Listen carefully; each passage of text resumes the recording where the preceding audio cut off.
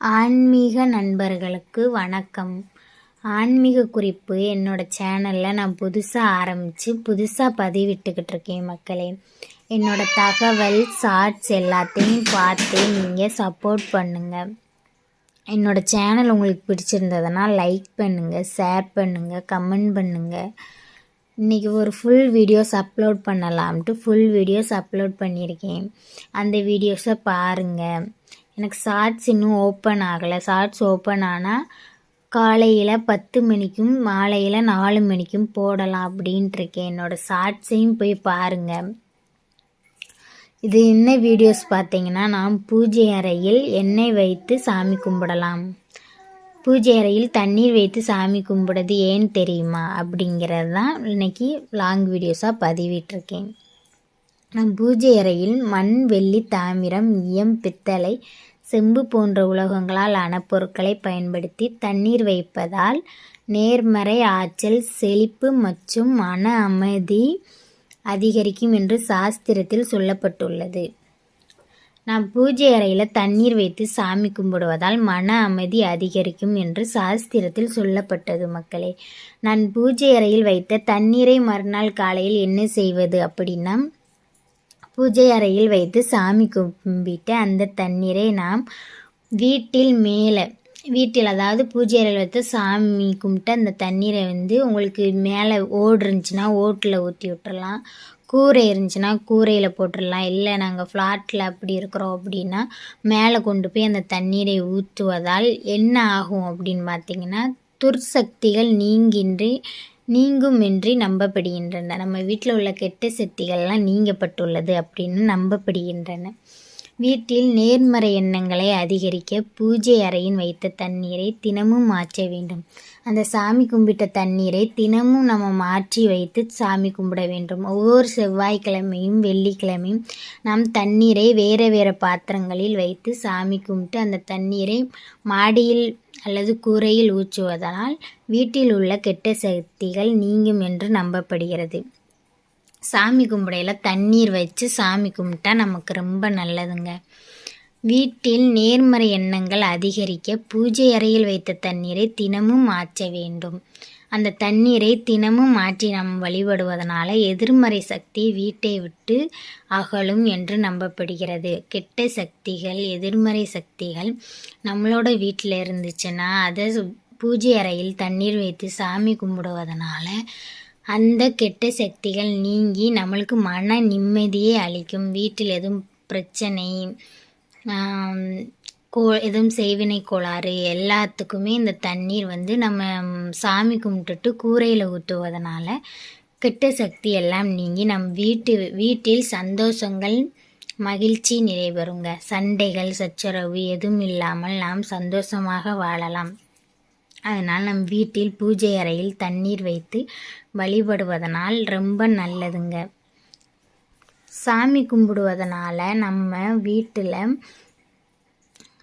நல்ல சக்தி உண்டாகும். நம் சந்தோஷங்கள் பெருகும், செல்வம் பெருகும்.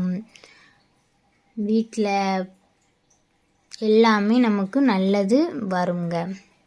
பூஜை அறையின் நாம் சுத்தமாக வைத்து கொள்ள வேண்டும். என்னோட தகவல் ஆன்மீக குறிப்புங்க. நீங்கள் இப்போ தான் புதுசாக சேனலை பார்க்கறதா இருந்தால் என்னோடய சேனலை சப்ஸ்கிரைப் பண்ணி பாருங்கள், லைக் பண்ணுங்கள், கமெண்ட் பண்ணுங்கள். நம்மளோட வீட்டில் செல்வம் அதிகரிக்க இந்த மந்திரத்தை கூறவும். நம்ம வீட்டில் செல்வமே இல்லைங்க, என்ன பண்ணாலும் செல்வம் வர மாட்டுக்கு அப்படின்னா என்ன பண்ணலாம் அப்படிங்கிறதையும் அப்லோட் பண்ணியிருக்கேன். கண் திருஷ்டி, கருகி, பூசிங்கி பரிகாரம் என்ன பண்ணலாம் அதுக்கும் நான் ஒரு ஷார்ட்ஸ் மாதிரி போட்டிருக்கேன். அதையும் பார்த்து தெரிஞ்சுக்கோங்க. தீர்க்க சுமங்கலியாக இருப்பதற்கு என்ன பண்ணலாம், எந்த தேதிகளில் எந்த குழந்தை பிறந்தால் நல்லது, பண அதிர்ஷ்டம் உங்களை தேடி வருவதற்கு இந்த 3 பொருட்களை உங்கள் கூடவே வைத்திருங்கள். அது என்ன பண்ணலாம், கிராம்பு என்றும் 3 ஏலக்காய், கருப்பு மிளகு என்று சிறிய லவங்கப்பட்டை வைத்து கொண்டால் நம்ம வீட்டில் செல்வங்கள் அதிகரிக்கும்.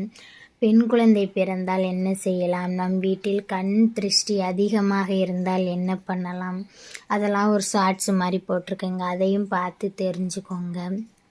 இந்த வீடியோஸை உங்களுக்கு புரிஞ்சிருக்கும்னு நம்புகிறேன். நாம் பூஜை அறையில் மண், வெள்ளி, தாமிரம், ஈயம், பித்தளை, செம்பு போன்ற உலோகங்களால் ஆன பொருட்களை பயன்படுத்தி தண்ணீர் வைப்பதனால் நேர்மறை ஆற்றல், செழிப்பு மற்றும் மன அமைதி அதிகரிக்கும் என்று சாஸ்திரத்தில் சொல்லப்பட்டுள்ளது. நாம் பூஜை அறையில் வைத்த தண்ணீரை மறுநாள் காலையில் கூரையில் ஊற்றுவதனால் நம் வீட்டில் உள்ள சக்திகள் மற்றும் கெட்ட எண்ணங்கள், எதிர்மறைகள் எல்லாம் வெளியேறி சந்தோஷம் நிகழும் என்று நம்புகிறேன்.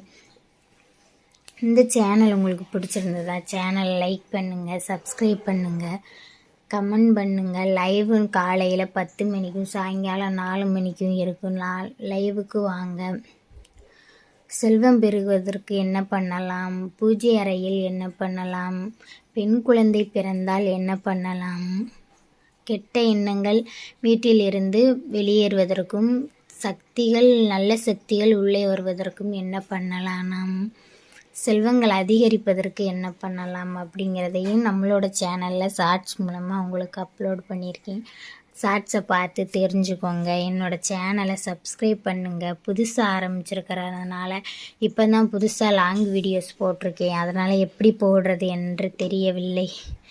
கூரையின் மீது ஊற்றுவதனால் மூலம் துர்சக்திகள் நீங்கும் என்று நம்பப்படுகிறது. வீடியோவை பார்த்து தெரிஞ்சுக்கோங்க மக்களே. ஓகே, வணக்கம்.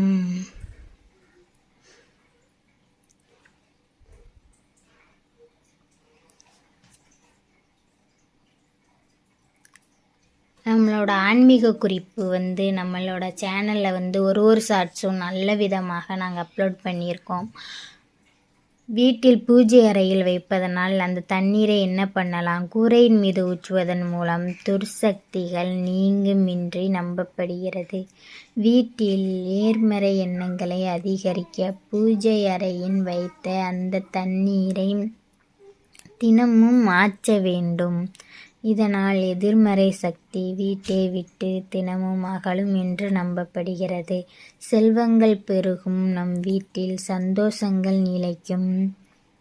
கெட்ட சக்திகள் நீங்கும்.